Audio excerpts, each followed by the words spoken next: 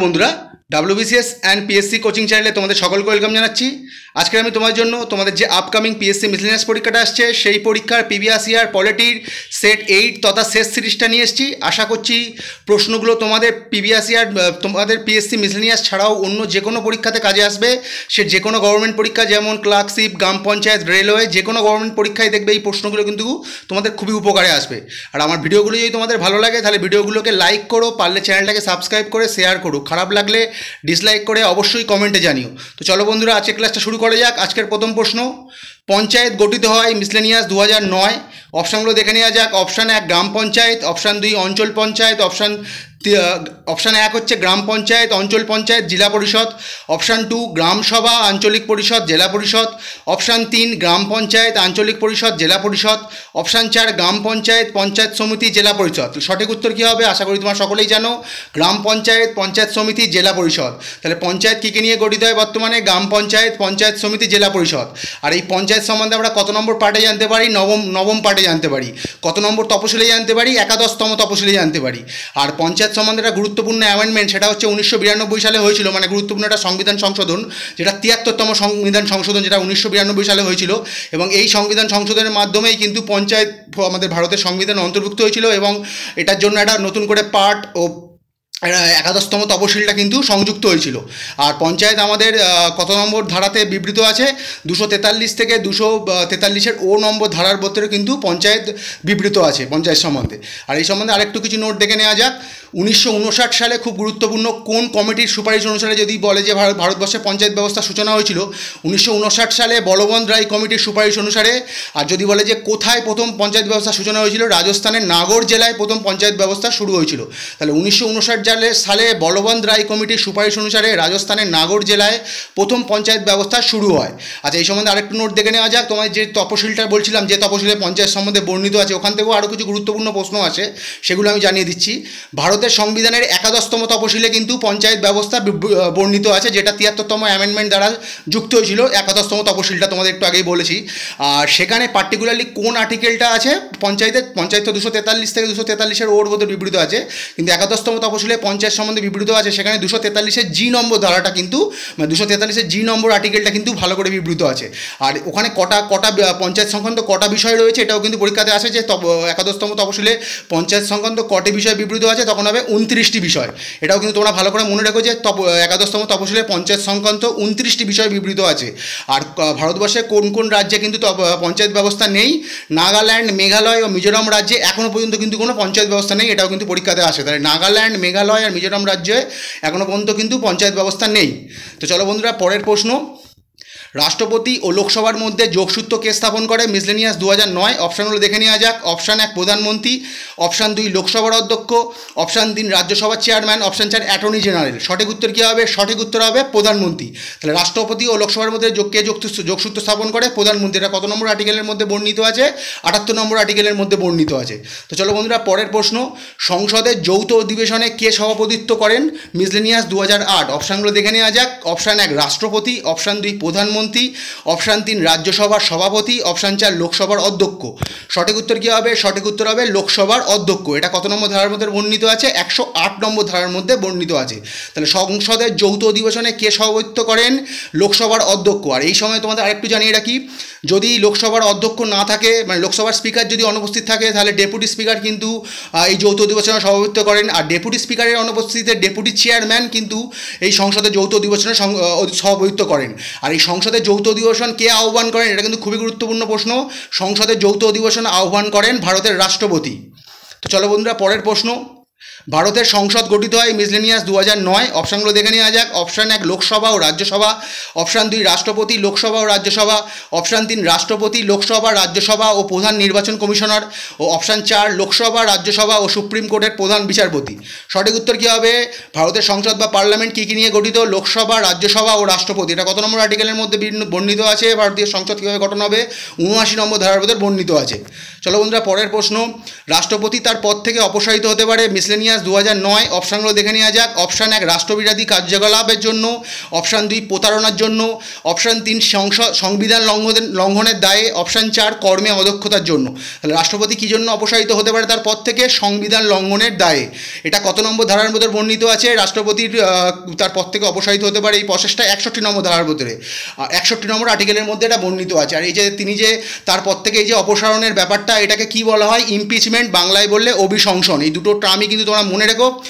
এই ইমপিচমেন্টের মাধ্যমে রাষ্ট্রপতিকে কিন্তু অপসারণ করা যায়। চলো বন্ধুরা, পরের প্রশ্ন। অবশ্য রাষ্ট্রপতিকে তারা কিন্তু 14 দিনে একটা লিগাল নোটিশ দিতে হয়। এ সময় তোমাদের ভালো করে দেখে নিও, খুবই গুরুত্বপূর্ণ ওটা। ভারতের সংবিধানে চলো বন্ধুরা, পরের প্রশ্ন। ভারতের সংবিধানে কয়টি মৌলিক অধিকার দেওয়া আছে? মিসলেনিয়াস 2011। অপশানগুলো দেখে নেওয়া যাক। অপশান 1 6টি, অপশান 2 4টি, অপশান 3 7টি, অপশান 4 9টি। সঠিক উত্তর কী হবে? সঠিক উত্তর হবে 6টি। তাহলে ভারতের সংবিধানে কয়টি মৌলিক অধিকার আছে বর্তমানে? 6টি। আগে তোমরা জানো 7টি ছিল। সম্পত্তির অধিকার বর্তমানে বাদ গেছে, ওটা একটা আইনি অধিকার। আর সম্পত্তির অধিকার সম্বন্ধে তোমাদের আগের দিন জানিয়েছি, সে সম্বন্ধে আমি আরেকটু কিছু ইনক্লুড করছি। ভারতের সম্পত্তির অধিকার আগে কোন আর্টিকেলে বর্ণিত ছিল এই প্রশ্নটা আসে। আগে ছিল 19 নম্বর আর্টিকেলের 1 নম্বর ক্লসের F নম্বর সাব ক্লসে কিন্তু আমাদের সম্পত্তির অধিকার বর্ণিত ছিল, আর 31 নম্বর ক্লসে কিন্তু বর্ণিত ছিল। আর পার্টিকুলারলি বললে 31-এর A নম্বর আর্টিকেলে কিন্তু সম্পত্তির অধিকার বর্ণিত ছিল, যেটা বর্তমানে একটা আইনি অধিকার 300 A নম্বর আর্টিকেলে বর্ণিত আছে। তাহলে 19 নম্বর আর্টিকেলের 1 নম্বর ক্লসের F নম্বর সাব ক্লস এবং পার্টিকুলারলি বললে 31 নম্বর আর্টিকেলের A নম্বর ক্লসে কিন্তু সম্পত্তির অধিকার বর্ণিত ছিল প্রথমে। তারপর তো তোমরা বাদ গেছে জানো, এখন বর্তমানে 6টি মৌলিক অধিকার। আচ্ছা, পরের প্রশ্ন বন্ধুরা, কয়টি মৌলিক কর্তব্য ভারতের সংবিধানে দেওয়া আছে? মিসলেনিয়াস 2011। অপশানগুলো দেখে নেওয়া যাক। অপশান 1 10টি, অপশান 2 5টি, অপশান 3 11টি, অপশান 4 12টি। সঠিক উত্তর কী হবে? 11টি। তাহলে বর্তমানে ভারতের সংবিধানে কয়টি মৌলিক অধিকার, এই মৌলিক কর্তব্য আছে, ফান্ডামেন্টাল ডিউটি কটা আছে? 11টা। এই সময় তোমাদের আগে বহু নোট দিয়ে রেখেছি, প্রিভিয়াস পলিটি সেটগুলো দেখে নিও, পেয়ে যাবে। চলো না, পরের প্রশ্ন। সংবিধানের কত নম্বর ধারায় একজন নাগরিক তার মৌলিক অধিকার রক্ষার্থে সুপ্রিম কোর্টের দ্বারস্থ হতে পারে? মিসলেনিয়াস 2011। অপশানগুলো দেখে নেওয়া যাক। অপশান 1 5 নম্বর ধারা, অপশান 2 226 নম্বর ধারা, অপশান 3 32 নম্বর ধারা, অপশান 4 356 নম্বর ধারা। সঠিক উত্তর কী হবে? সঠিক উত্তর হবে 32 নম্বর ধারা। তাহলে সংবিধানের কত নম্বর ধারায় একজন নাগরিক তার মৌলিক অধিকার রক্ষার্থে সুপ্রিম কোর্টের দ্বারস্থ হতে পারে? 32 নম্বর ধারা দ্বারা সে কিন্তু সুপ্রিম কোর্টের দ্বারস্থ হতে পারে তার মৌলিক অধিকার রক্ষার্থে। চলো বন্ধুরা, পরের প্রশ্ন। সংবিধানের কোন ধারা অনুযায়ী কেন্দ্র রাজ্যগুলিকে বৈদেশিক আক্রমণ ও আভ্যন্তরীণ গোলযোগের হাত থেকে রক্ষা করতে পারে? মিসলেনিয়াস 2011। অপশানগুলো দেখে নেওয়া যাক। অপশান 1 355 নম্বর ধারা, অপশান 2 356 নম্বর ধারা, অপশান 3 359 নম্বর ধারা, অপশান 4 360 নম্বর ধারা। সঠিক উত্তর কী হবে? সঠিক উত্তর হবে 355 নম্বর ধারা। সংবিধানের কোন ধারা অনুযায়ী কেন্দ্র রাজ্যগুলিকে বৈদেশিক আক্রমণ ও আভ্যন্তরীণ গোলযোগের হাত থেকে রক্ষা করতে পারে? 355 নম্বর ধারা থেকে। আর রাষ্ট্রপতি শাসন জারি হয় রাজ্যে জানো 356 নম্বর ধারা, 352 নম্বর ধারায় ন্যাশনাল এমার্জেন্সি, আর 360 নম্বর ধারায় হচ্ছে আমাদের ফাইন্যান্সিয়াল এমার্জেন্সি, তোমরা ভালো মতো জানো। চলো বন্ধুরা, পরের প্রশ্ন। সংবিধানের কোন সংশোধনে নবম তফসিল সন্নিবেশিত হয়েছে? মানে কোন সংবিধানের কোন সংশোধন দ্বারা নবম তফসিল বা 9th শিডিউল ইনক্লুড হয়েছিল ভারতীয় সংবিধানে? মিসলেনিয়াস 2011 প্রশ্ন। চলো বন্ধুরা, অপশানগুলো দেখে নেওয়া যাক। অপশান 1 প্রথম সংশোধন, অপশান 2 তৃতীয় সংশোধন, অপশান 3 দশম সংশোধন, অপশান 4 চতুর্দশ সংশোধন। সঠিক উত্তর কী হবে? সঠিক উত্তর হবে প্রথম সংশোধন। তাহলে সংবিধানের কোন সংশোধনের মাধ্যমে নবম তফসিল ভারতের সংবিধানে সন্নিবেশিত হয় বা ইনক্লুড হয়? প্রথম সংশোধন। আর এই তফসিল সম্বন্ধে কিন্তু আমি প্রিভিয়াস ইয়ার পলিটির মিসলেনিয়াসে যে সেটগুলো আপলোড করেছি, প্রথম সেট মানে প্রিভিয়াস ইয়ার পলিটির সেট 1টা দেখে নিই, ওখানে কিন্তু বিস্তারিত নোট দেওয়া আছে। এই তাও বলে দিচ্ছি, নবম তফসিলটা কিন্তু ভূমি সংক্রান্ত, তোমরা দেখে নিও, ওই সেটটা দেখলে ভালো করে তোমরা জানতে পারবে। চলো বন্ধুরা, পরের প্রশ্ন। সংবিধানের 25 নম্বর ধারায় দেওয়া আছে মিসলেনিয়াস 2011। অপশানগুলো দেখে নেওয়া যাক। অপশান 1 সাম্যের অধিকার, অপশান 2 স্বাধীনতার অধিকার, অপশান 3 ধর্মীয় অধিকার, অপশান 4 শোষণের বিরুদ্ধে অধিকার। অপশানগুলো সঠিক উত্তর কী হবে? সঠিক উত্তর হবে ধর্মীয় অধিকার। সংবিধানের 25 নম্বর ধারায় কী দেওয়া আছে তোমরা সকলেই জানো, 25 থেকে 28-এর মধ্যে ধর্মের অধিকার সম্বন্ধে দেওয়া আছে। এটা একটা মৌলিক অধিকার, তোমাদের আগে বহু নোট দিয়েছি। চলো বন্ধুরা, পরের প্রশ্ন। কততম সংবিধান সংশোধনের মাধ্যমে ধর্মনিরপেক্ষ ও সমাজতান্ত্রিক কথাগুলি প্রস্তাবনায় যোগ করা হয়েছে? মিসলেনিয়াস 2011। এই কোশ্চেনটা কিন্তু দেখছো তো বারে বারে আসছে। অপশান 1 45তম সংশোধন, অপশান 2 42তম সংশোধন, অপশান 3 44তম সংশোধন, অপশান 4 43তম সংশোধন। সঠিক উত্তর হবে 42তম সংশোধন, যেটা 1976 সালে হয়েছিল। এবং ধর্মনিরপেক্ষ ও সমাজতান্ত্রিকের সঙ্গে আরেকটি কথা যুক্ত হয়েছিল, সেটা হচ্ছে সংহতি বা ইন্টিগ্রিটি। চলো বন্ধুরা, পরের প্রশ্ন। মৌলিক অধিকার ও রাষ্ট্র পরিচালনার নির্দেশমূলক নীতির পার্থক্য কী? অপশানগুলো দেখে নেওয়া যাক। অপশান এক, মৌলিক অধিকার রাষ্ট্রের ওপর কোনো রকম বাধ্যতামূলক নয়। মৌলিক অধিকার আদালত কর্তৃক বলবৎযোগ্য কিন্তু নির্দেশমূলক নীতি নয়। নির্দেশমূলক নীতি আদালত কর্তৃক বলবৎযোগ্য কিন্তু মৌলিক অধিকার নয়। অপশান চার, নির্দেশমূলক নীতি রাষ্ট্রের ওপর বাধ্যতামূলক নির্দেশ।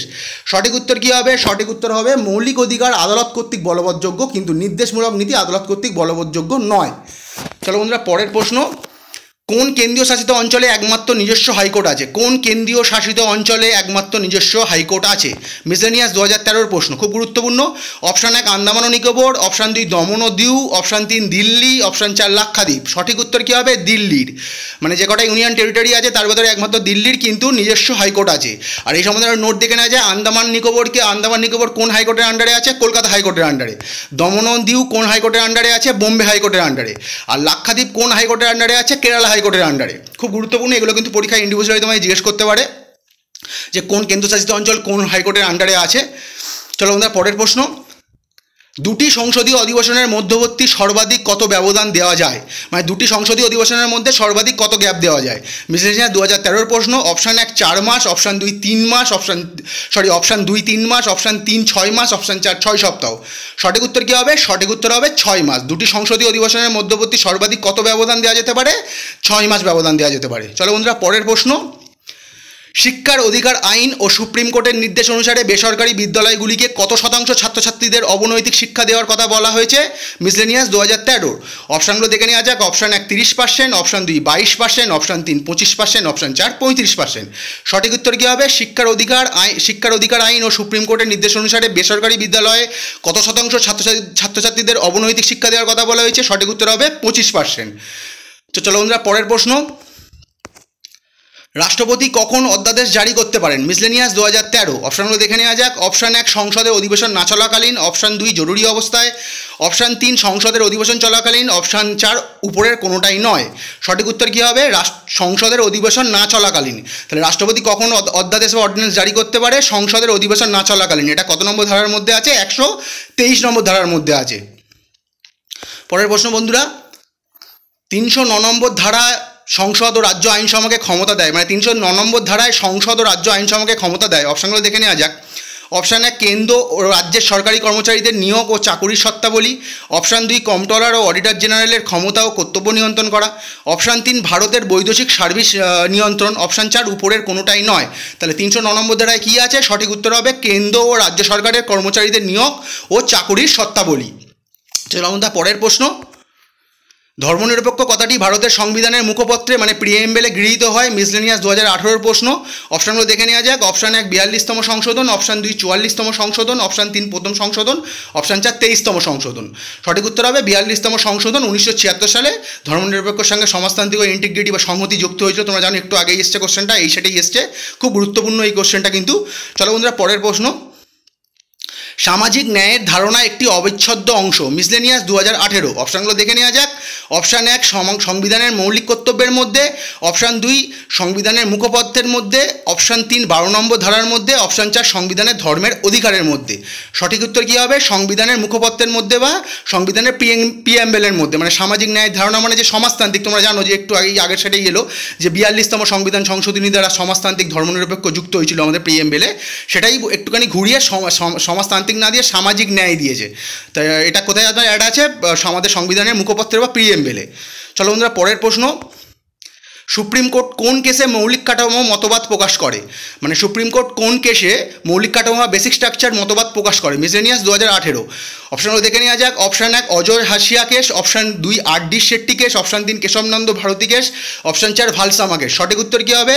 কেশবানন্দ ভারতী বনাম কেরালা কেস। সেখানে কি বলা হয়েছিল? সুপ্রিম কোর্ট আমাদের মৌলিক অধিকার চেঞ্জ করতে পারলেও, মানে সংবিধান সংশোধনের দ্বারা, কিন্তু কোনোভাবেই সুপ্রিম কোর্টে আমাদের যে সংবিধানের মৌলিক কাঠামো বা বেসিক স্ট্রাকচার কিন্তু চেঞ্জ করতে পারবে না। এই সম্বন্ধে কিন্তু আমি আগের প্রিভিয়াস ইয়ার পলিটি সেটগুলোতে নোট দিয়ে রেখেছি, তোমরা দেখে নিও। কেশবানন্দ ভারতী বনাম কেরালা কেস কিন্তু খুবই গুরুত্বপূর্ণ একটা আমাদের ভারতীয় সংবিধানের এগেনস্টে, কিন্তু এটা পলিটির এগেনস্টে একটা গুরুত্বপূর্ণ একটা টপিক, তোমরা ভালো করে দেখে নিও।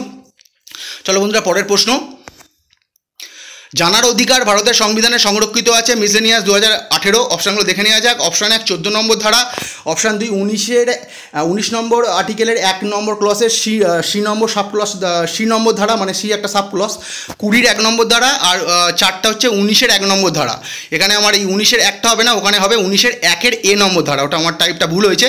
জানার অধিকার তাহলে ভারতের সংবিধানে কত নম্বর আর্টিকেলে সংরক্ষিত আছে? 19 নম্বর আর্টিকেলের 1 নম্বর ক্লসের এ নম্বর সাব ক্লসে কিন্তু জানার অধিকার ভারতের সংবিধানে সংরক্ষিত আছে। তোমরা দেখবে যে 19 নম্বর আর্টিকেলের 1 নম্বর ক্লসে, এটা একটা মৌলিক অধিকার তোমরা সকলেই জানো, 1 নম্বর ক্লসের এ নম্বর সাব ক্লসে কিন্তু যেটা আছে বাক ও মতামত প্রকাশের স্বাধীনতা, কিন্তু এটার সাথে আমরা জানার অধিকার মানে আমরা রাষ্ট্রের সম্বন্ধে কিন্তু আমাদের যে জানার অধিকার সেটাও কিন্তু আছে।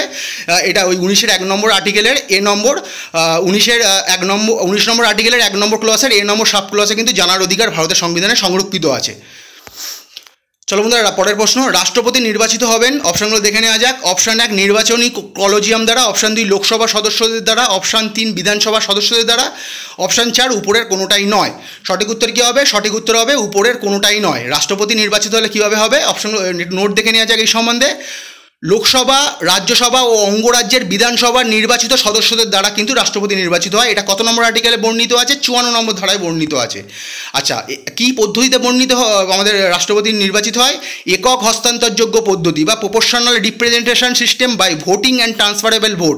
এটা কত নম্বর আর্টিকেলে আছে? 55 নম্বর আর্টিকেলে আছে। খুব গুরুত্বপূর্ণ এই 54-55 নম্বর আর্টিকেলটা। বা সিঙ্গেল ট্রান্সফারেবল ভোটের মাধ্যমে রাষ্ট্রপতি নির্বাচিত হয়। বিভিন্ন রকমভাবে অপশানে তোমাদের সাজিয়ে দেবে, তোমরা ভালো করে মনে রাখবে। এটা ইংলিশ টার্মটাও মনে রেখো, তাহলে সুবিধা হবে তোমাদের বাংলা টার্ম যদি ঘুরিয়ে দেয়। আর রাষ্ট্রপতি নির্বাচন পদ্ধতি, এটা আমাদের ভারতীয় সংবিধান কোন দেশের সংবিধান থেকে অনুষ্ঠিত হয়েছে? আয়ারল্যান্ডের সংবিধান থেকে অনুকরণ করা হয়েছে রাষ্ট্রপতি নির্বাচন পদ্ধতির যে সিস্টেমটা আর কি। চলো বন্ধু, এটাও আসে পরীক্ষাতে। পরের প্রশ্ন, সংবিধানের কততম সংশোধনের মাধ্যমে ভারতে জিএসটি লাগু করা হয়েছিল? মিসলেনিয়াস 2018। সংবিধানের কততম সংশোধনের মাধ্যমে জিএসটি ভারতে লাগু করা হয়? মিসলেনিয়াস 2018 প্রশ্ন। অপশান 1 100তম সংশোধন, অপশান 2 105তম সংশোধন, অপশান 3 99তম সংশোধন, অপশান 4 101তম সংশোধন। সঠিক উত্তর কী হবে? সঠিক উত্তর হবে 101তম সংশোধন। আর এই জিএসটি সম্বন্ধে কিন্তু আমি প্রিভিয়াস ইয়ার পলিটিতে একটা ভালো নোট দিয়ে রেখেছি, তোমরা দেখে নিও। তাও আমি তোমাদের বলে দিচ্ছি, যদি কবে থেকে জিএসটি চালু হয়েছিল? 2017 সাল থেকে চালু হয়েছিল। আর যদি আসে যে প্রথম কোন রাজ্যে জিএসটি বিল চালু হয়? আসামে। ভারতের প্রথম রাজ্য আসামে কিন্তু জিএসটি বিল চালু হয়েছিল। আর পৃথিবীর কোন দেশে কিন্তু প্রথম জিএসটি চালু হয়েছিল? সেটা হচ্ছে ফ্রান্স। তোমরা নোটটা দেখে নিও, প্রিভিয়াস ইয়ার পলিটিক্স সেটগুলো খুঁজলেই কিন্তু পেয়ে যাবে। পরের প্রশ্ন বন্ধুরা, ভারতীয় সংবিধানে অ্যান্টি ডিফেকশন ল কোন তপশিলে বর্ণিত আছে? মিসলেনিয়াস 2018। অপশানগুলো দেখে নেওয়া যাক। অপশান 1 10ম তপশিল, অপশান 2 8ম তপশিল, অপশান 3 9ম তপশিল, অপশান 4 7ম তপশিল। সঠিক উত্তর কী হবে? সঠিক উত্তর হবে 10ম তপশিল। তাহলে ভারতীয় সংবিধানে অ্যান্টি ডিফেকশন ল কোন তপশিল বা কোন শিডিউলে বর্ণিত আছে, ডিসক্রাইব করা আছে? 10ম তপশিল। আচ্ছা, এটা এই সম্বন্ধে নোট দেখে নেওয়া যাক। এই যে অ্যান্টি ডিফেকশন ল, এটা কি 1985 সালে 52তম সংবিধান সংশোধনের দ্বারা দলত্যাগ বিরোধী আইন, অ্যান্টি ডিফেকশন লর বাংলাটা কী হবে? দলত্যাগ বিরোধী আইন পাস হয়। তাহলে যদি আছে তোমাদের এই দলত্যাগ বিরোধী, এটার মানে যতদূর সম্ভব মনে পড়ছে আমার 2023-এর WBCS প্রিলিতে এসেছিল কোশ্চেনটা, যে অ্যান্টি ডিফেকশন ল কততম সংবিধান সংশোধনীর দ্বারা ভারতের কনস্টিটিউশনে যোগ হয়েছে? 72তম সংবিধান সংশোধনীর দ্বারা। কত সালে হয়েছিল এটা? 1985 সালে। তো চলো বন্ধুরা, পরের প্রশ্ন। আর দলত্যাগ বিরোধী মানে বুঝতেই পারছো যে নিজের স্বার্থের সিদ্ধির জন্য এক দল থেকে আরেক দলে যাওয়া আটকানোর জন্যই কিন্তু ওই বিলটা পাস হয়েছিল।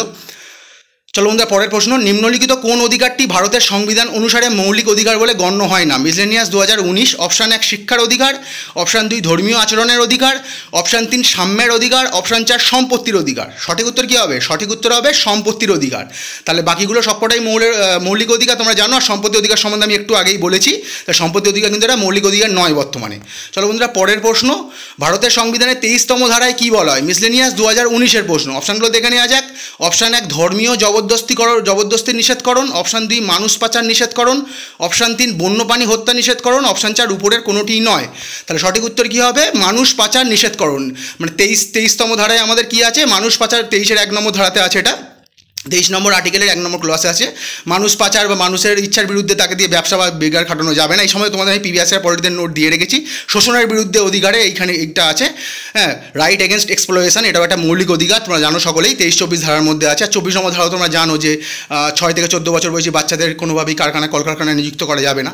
আর 23 নম্বর আর্টিকেলের 2 নম্বর ক্লসে আছে কিন্তু কোনো ব্যক্তি বা প্রতিষ্ঠান যদি চায় সে কিন্তু কোনো মানুষকে দিয়ে খাটাতে পারবে না, কিন্তু রাষ্ট্র যদি চায় যে আমাদেরকে দিয়ে কোনো কাজে খাটাবে, যুদ্ধের সময় যদি বলে যে বাড়ি থেকে একজন লোককে যুদ্ধে যেতে হবে, রাষ্ট্রের কিন্তু সেই ক্ষমতা আছে।